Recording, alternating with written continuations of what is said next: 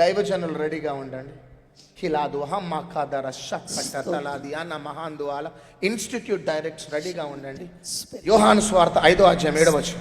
ఆ రోగి, అయ్యా, నీళ్లు కదిలింపబడినప్పుడు నన్ను కోనేటిలోనికి దించుటకు నాకు ఎవడునూ లేడు గనుక నేను వచ్చినంతలో మరి ఒకడు నాకంటే ముందుగా దిగునని ఆయనకు ఉత్తరమిచ్చెను. యేసుక్రీస్తు అడగగానే ఆ 38 సంవత్సరాల నుంచి నడవలేని స్థితిలో ఉన్న వ్యక్తి ఏమంటున్నాడంటే, నాకు సహాయము చేసే వ్యక్తి ఎవరు కూడా లేరు.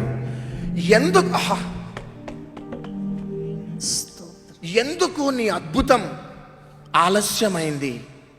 ఎందుకు నీ ఆర్థిక స్థితి ఆలస్యమైంది?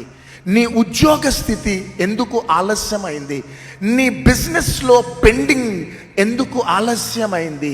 నీ చదువులలో ఎందుకు ఆలస్యమైంది? నీ ఉద్యోగం రాకుండా ఎందుకు ఆలస్యమైంది? నీ వివాహము జరగకుండా ఎందుకు ఇంకా ఆలస్యమైంది? ఎందుకు నీ గర్భఫలం రాకుండా ఎందుకు ఇంకా ఆలస్యమైంది? ఇంకా నీ రోగము పోకుండా ఎందుకు ఆలస్యమైంది?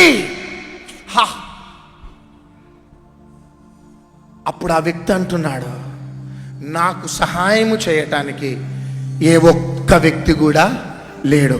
నేను ప్రవచిస్తున్నాను.